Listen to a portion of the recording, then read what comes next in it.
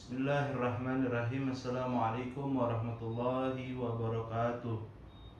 Alhamdulillah wassyukurillah la ni'amillah.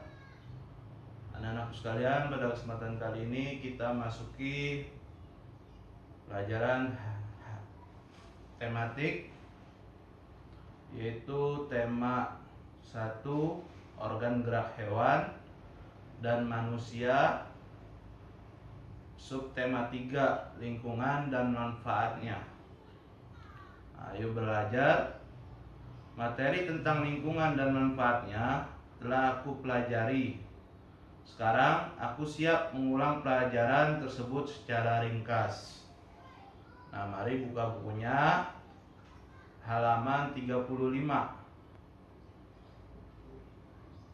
Halaman 35, kalian buka bukunya, yaitu tematik jilid 5A. Tema 1 organ gerak hewan dan manusia, subtema 3 lingkungan dan manfaatnya.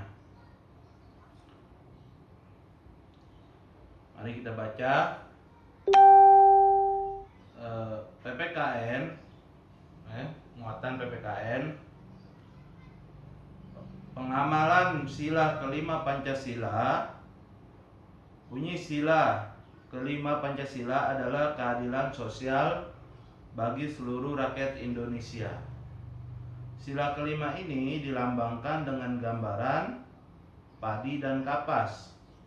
Simbol padi dan kapas melambangkan kebutuhan dasar manusia untuk hidup, yaitu kebutuhan terhadap pangan, makanan, dan sandang pakaian.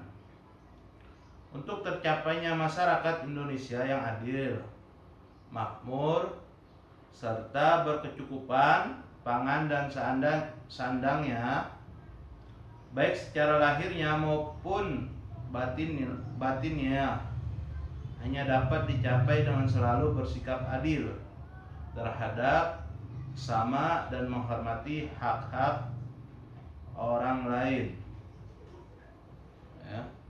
Jadi bunyi sila kelima Pancasila ini adalah keadilan sosial bagi seluruh rakyat Indonesia.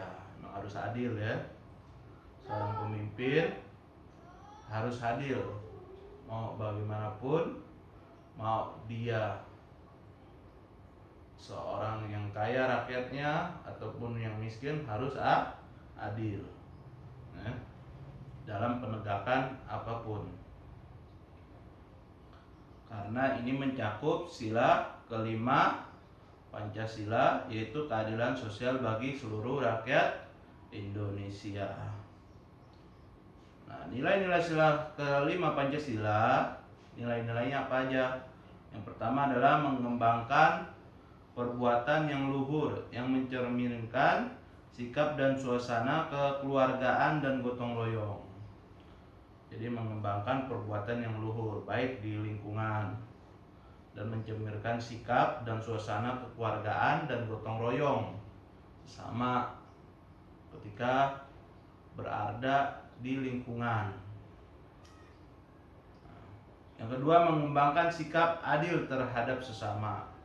Adil ya, maksud adil dalam terhadap sesama tuh mau sukunya, mau agamanya, mau jenisnya, apapun harus adil ya.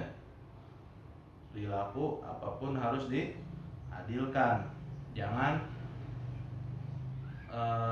berat sebelah ya, jangan berat sebelah, harus adil. Menjaga keseimbangan antara hak. Yang ketiga adalah menjaga keseimbangan antara hak dan kewajiban. Keseimbangan, maksud keseimbangan itu sama, rata. Menghormati hak orang lain. Yang keempat. Yang kelima adalah suka memberi pertolongan kepada orang lain. Yang ketujuh, suka bekerja keras. Yang kedelapan, suka menghargai hasil karya orang lain yang bermanfaat bagi kemajuan dan kesejahteraan bersama. Yang kesembilan, suka melakukan kegiatan dalam rangka mewujudkan yang merata dan berkeadilan sosial.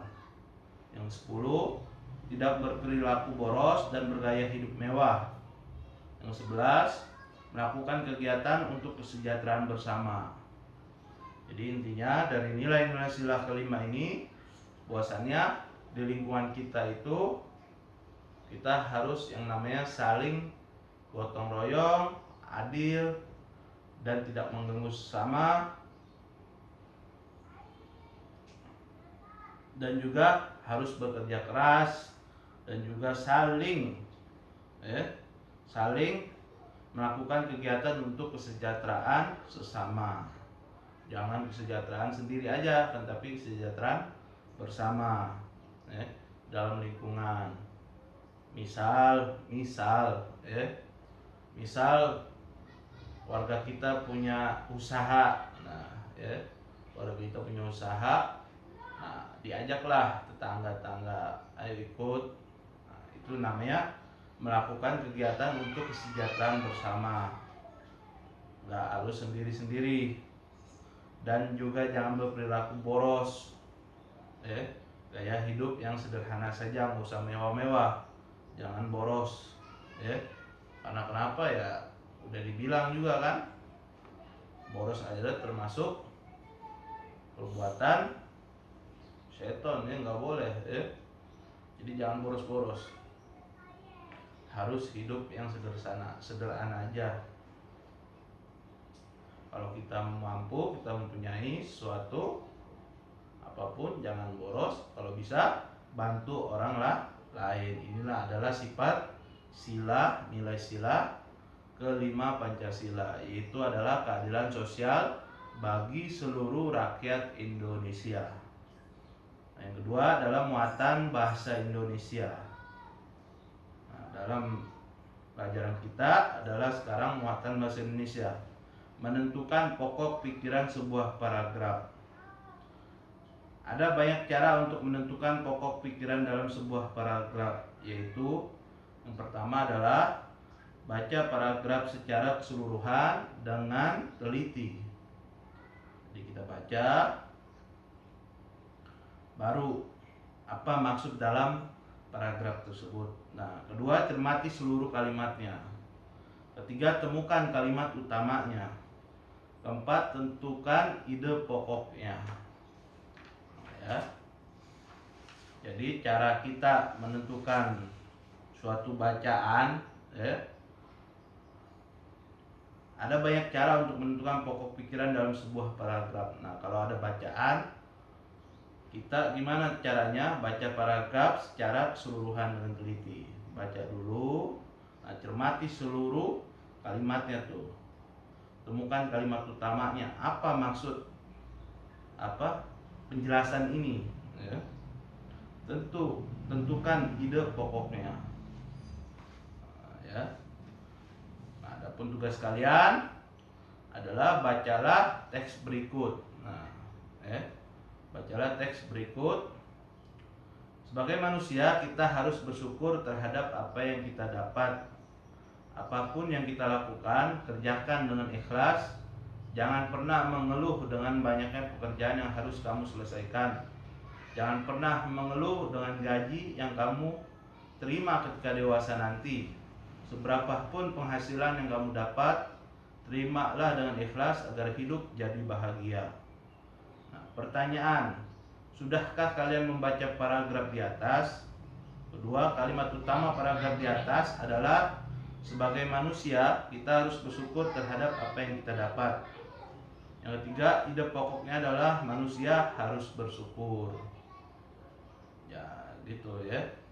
Itu bacaannya Bacalah teks berikut itu. Maksud dalam kategori pelajaran muatan bahasa Indonesia sekarang ini adalah kita bagaimana cara kita memahami bacaan yang kita baca dalam lingkup paragraf, satu paragraf. Pertama adalah kita baca terlebih dahulu, baru teliti bacaan tersebut, pahami bacaan tersebut, baru apa ide pokoknya, maksudnya apa. Kayak tadi bacaan tersebut bahwasanya seorang harus dianjurkan harus bersyukur kepada Allah Subhanahu wa taala yang Allah telah berikan. Nah, ide pokoknya adalah manusia harus bersyukur. Nah, ilmu pengetahuan alam. Sendi. Fungsi sendi adalah sebagai penghubung antara tulang untuk memudahkan otot sebagai alat gerak yang aktif untuk melakukan gerakan. Menurut sifat geraknya, sendi dibedakan menjadi 3 macam, yaitu pertama sendi mati. Persendian jenis ini tidak bisa digerakkan. Contoh persendian di tulang tengkorak. Tulang tengkorak sini ya, tuh lihat gambarnya, sendi mati, jadi nggak bisa digerakkan. Kedua, sendi kaku. Persendian jenis ini masih memungkinkan terjadinya pergerakan karena terdiri atas tulang-tulang rawang, namun pergerakan sendi jenis ini agak kaku. Contoh persendian antara tulang-tulang rusuk. Contoh persendian antara tulang-tulang rusuk, agak kaku. Yang ketiga, sendi gerak. Jenis persendian ini memiliki gerakan yang sangat bebas. Sendi jenis ini terbagi menjadi beberapa bagian, seperti yaitu sendi engsel, sendi yang hanya dapat digerakkan satu arah. Contoh persendian antara tulang paha dan betis. Sendi putar. Jenis sendi ini dapat digerakkan secara berputar. Contoh persendian pada tulang leher dan tulang atlas. Sendi peluru. Jenis sendi ini dapat digerakkan ke berbagai arah. Contoh persendian tulang bahu dan tulang lengan. Sendi pelana. Jenis sendi ini dapat digerakkan 2 arah. Contoh persendian pada ibu jari tangan. 2 arah. Sono sini. Sono sini. Di persendian sendi pelana namanya. Jenis sendi ini dapat digerakkan 2 arah. Contoh persendian pada ibu jari tangan.